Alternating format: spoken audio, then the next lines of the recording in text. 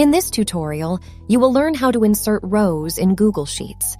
To insert a new row in Google Sheets, first identify the location where you want the new row and click on the row number on the left side of the sheet to select the entire row. For example, if you want to insert a new row above row 3, click on the number 3. With the row selected, right-click on the row number. A context menu will appear. From the menu, select Insert one row above to insert a new row above the selected row. Alternatively, you can select Insert one row below to insert a new row below the selected row.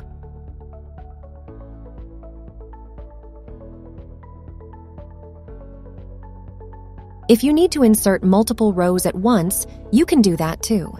First, you need to select the same number of rows as the number you want to insert. For example, if you want to insert 5 new rows, you need to select 5 rows. To do this, click on a row number and, while holding down the mouse button, drag across the appropriate number of rows. Alternatively, to select a range of rows, click the first row, hold the Shift key, and click the last row you want to include. Once you have selected the range of rows, right-click on the selected area and choose Insert Rows Above or Insert Rows Below from the context menu.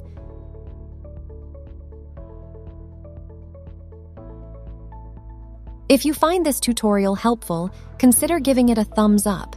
And of course, if you want to stay up to date with new videos, don't forget to subscribe.